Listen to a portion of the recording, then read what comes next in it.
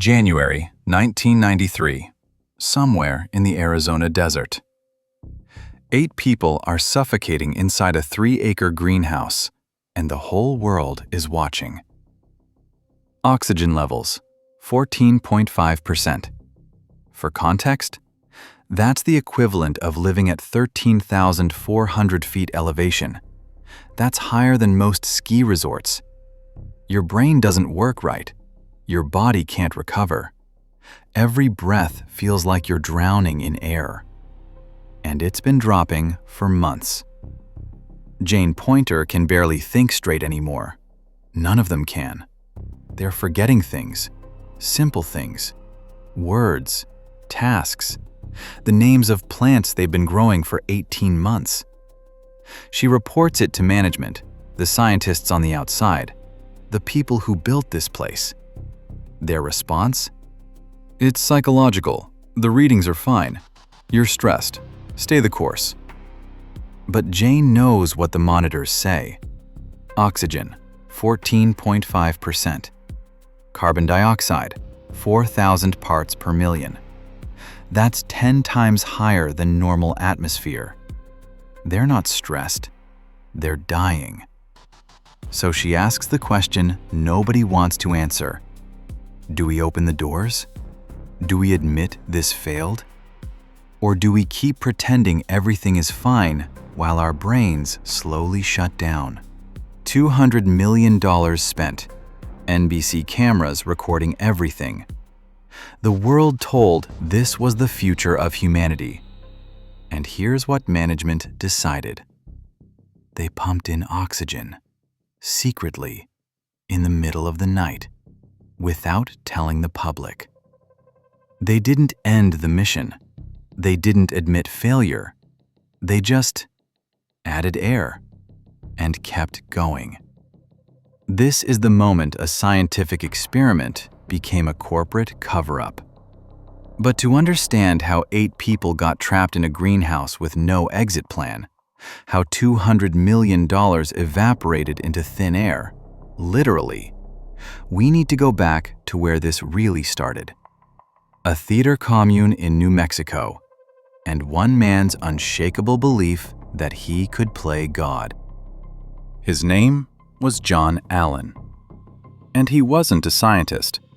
He was a metallurgist who became a playwright, who became a guru. In the 1960s, Allen founded something called Synergia Ranch, a commune outside Santa Fe. Artists, actors, philosophers, people who wanted to, quote, expand human consciousness through experimental theater and collective living. They put on plays, they built geodesic domes, they talked about transforming human potential. And then, sometime in the 70s, Allen had a different idea. What if we could create a new world, an entirely self-contained ecosystem, a miniature Earth under glass, not as art, as science, as preparation. Preparation for Mars, for climate collapse, for the end of the world as we know it. He called it Biosphere 2, because Earth, obviously, is Biosphere 1.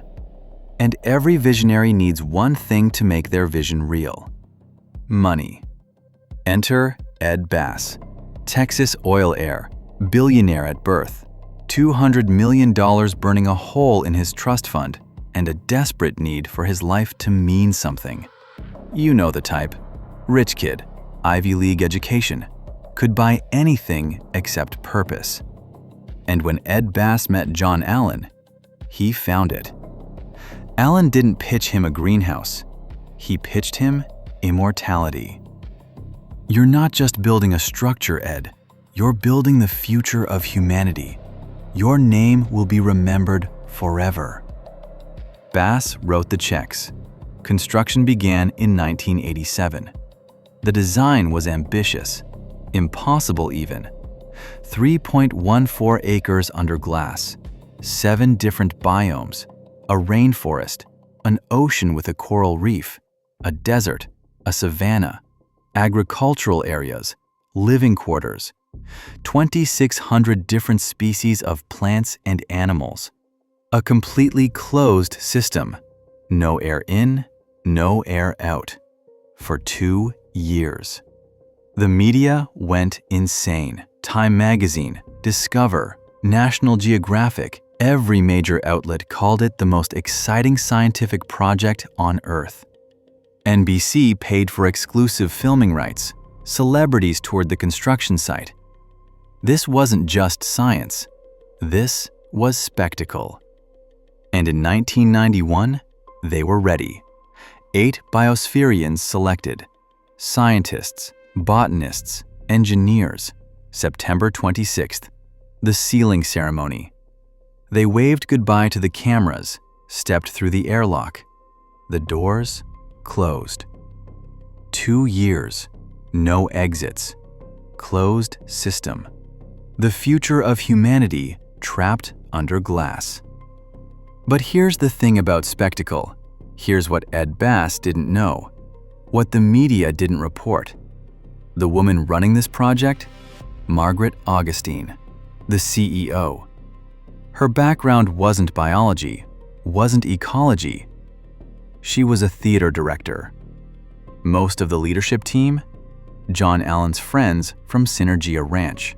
The commune. The actual ecologists? The real engineers? The people who understood closed ecological systems? Sidelined, ignored, or never hired in the first place. And there's a term for this in psychology. When people are so incompetent, they don't realize they're incompetent. It's called the Dunning-Kruger effect, and it was about to kill 8 people. They had vision, they had money, they had cameras pointed at them 24/7.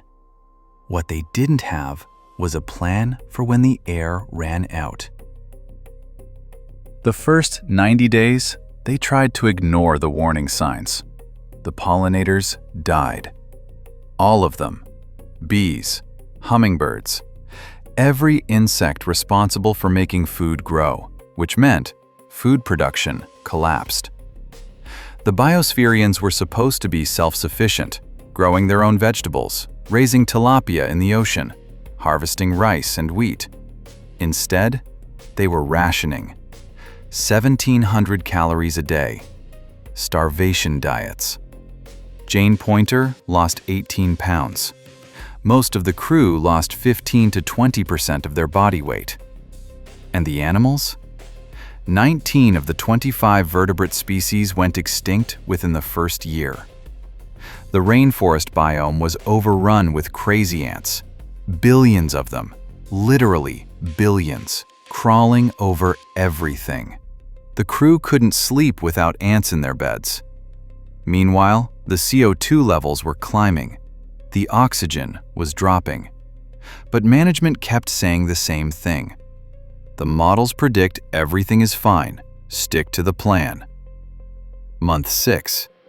Month 9. Month 12. The crew is writing reports, detailed observations. The air feels wrong.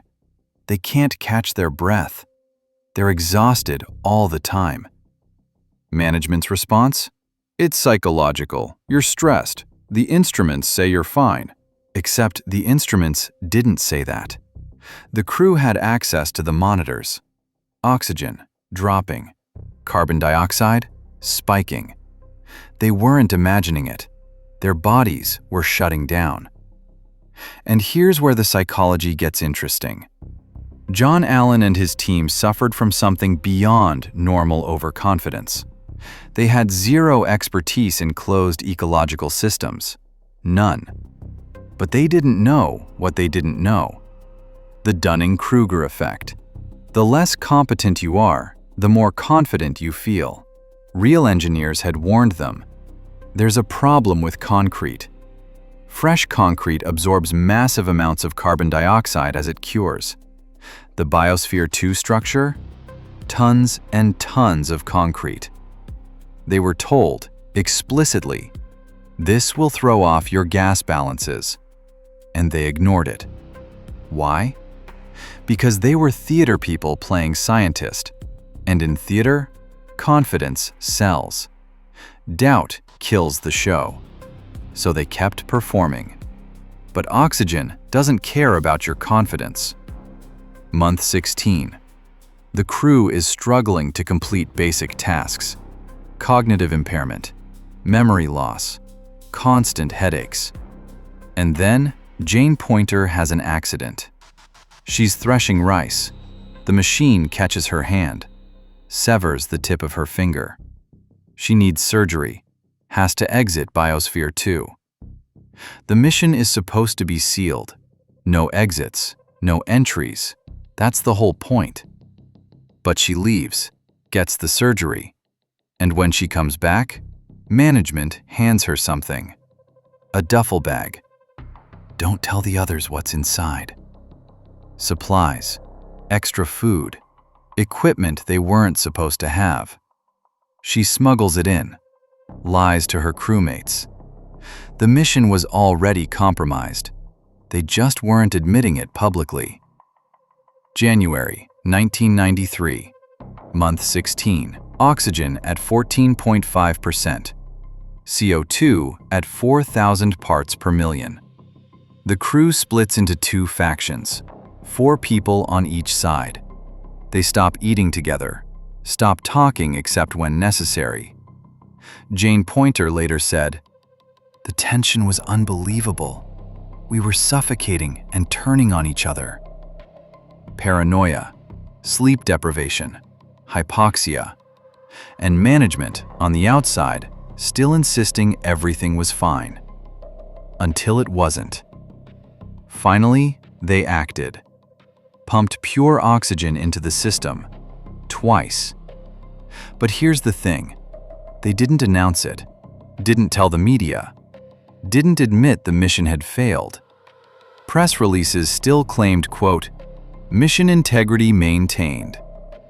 The experiment was over. It had failed catastrophically. But admitting that? Admitting they were wrong? After spending $200 million on being right? The truth became negotiable. You have to understand what was at stake here. Ed Bass, $200 million invested, his legacy project, the thing that was supposed to make his life matter. Margaret Augustine and the management team, their entire careers built on this. If Biosphere 2 failed, they weren't visionaries, they were frauds. The crew inside, 18 months of suffering, starvation, suffocation. If they admitted it was for nothing, what did that make them? And NBC, exclusive filming rights, a documentary in production, a success story already written. Everyone had too much to lose, so they did what every failing organization does. They doubled down. This is the sunk cost fallacy in action. The inability to walk away from a bad investment because you've already invested too much. Economists will tell you, rational actors cut their losses. Irrational actors throw good money after bad. But humans aren't rational, we're emotional. And the more we invest, the harder it becomes to admit we were wrong. Ed Bass couldn't walk away. $200 million. You don't just write that off. Management couldn't walk away. Admitting incompetence meant career suicide. The crew couldn't walk away, not after everything they'd endured. So the lie continued. Management kept promoting the mission as a success. Media interviews, carefully edited footage. The oxygen injections were framed as, quote, minor adjustments, rather than emergency life support. Scientists outside the project started asking questions, publishing critiques. Management deflected, attacked the critics, called them jealous, narrow-minded. Classic groupthink. Insiders versus outsiders. Loyalty versus truth. If you questioned Biosphere 2, you weren't a scientist. You were a traitor. September 1993. 2 years. Mission complete. The crew exits, on schedule. Management declares success. The media coverage is mixed. Some outlets celebrate, others are skeptical. And the crew? They start talking to journalists. The real story begins to leak. The starvation, the oxygen crisis, the smuggled supplies. Ed Bass starts to see the truth. His $200 million didn't fund the future of humanity. It funded a very expensive theater production. April 1994. Bass makes a move. He fires the entire management team. John Allen, Margaret Augustine, everyone. And he brings in new leadership. Steve Bannon. Yes, that Steve Bannon. Future Breitbart executive chairman and Trump strategist. In 1994, he was a Harvard MBA and investment banker, and Ed Bass hired him to save Biosphere 2. Bannon shows up with federal marshals, literally, armed officers. John Allen is physically escorted off the property. The founder of the project, removed by force. A second mission begins. New crew, new management. It lasts 6 months. April 1994, middle of the night. 2 people break into Biosphere 2, Abigail Alling and Mark Van Thillo, former crew members from Mission 1. They open the emergency doors, smash computer systems, destroy equipment. Their justification? Quote, "We were trying to save the science from being destroyed." They saw Bannon's management as hostile, corporate, destroying what they'd built. So they destroyed it first. Mission 2, aborted. 6 months in, the project collapses entirely. Over the next few years, the scientific papers start coming out. Peer-reviewed analysis of what actually happened inside Biosphere 2. The conclusions were devastating. No significant scientific value. The data was too compromised. The systems too poorly understood. The media digs into the history. The Synergia Ranch connections, the commune origins, the lack of credentials. Headlines shift from visionary project to expensive cult experiment. Ed Bass and his $200 million. Gone. The facility sits mostly empty for years, a monument to hubris. Until 2007, the University of Arizona takes over. They establish standardized research protocols, peer review requirements, academic oversight, and the facility starts producing published research. Climate studies, ocean acidification experiments, carbon cycle research. The same structure, the same glass domes, the same ecosystems, but different leadership, different methodology, different results. Under academic management, Biosphere 2 becomes a legitimate research facility. It took 16 years, a complete change of leadership, and abandoning the original vision entirely. But the science finally worked. Here's what Biosphere 2 actually reveals. This isn't a story about a failed greenhouse. It's a case study in what happens when vision replaces expertise, when confidence outpaces competence, when loyalty overrides truth, and when sunk costs replace judgment. This pattern repeats across industries. Theranos, a medical breakthrough promised, billions invested, no working science. WeWork, a real estate company framed as a technology revolution, massive valuation, no sustainable model. FTX, financial innovation marketed as inevitability, tens of billions erased. Different sectors, same behavioral structure, a charismatic visionary at the center, a network of believers with money reputation, and identity tied to the outcome, and a growing resistance to expert scrutiny, because scrutiny threatens the narrative. Organizations repeatedly make the same trade-off. They reward certainty over accuracy. They reward confidence over competence. They reward story over systems. Vision is emotionally persuasive. It offers meaning, status, belonging. Engineering offers constraints, trade-offs, failure points. So warnings get reframed as negativity. Risk becomes lack of faith, and reality becomes inconvenient. The deeper the investment, the harder it becomes to reverse course. Admitting error feels more dangerous than continuing failure. So instead of correcting direction, organizations rewrite the narrative. Problems become adjustments. Compromises become strategy.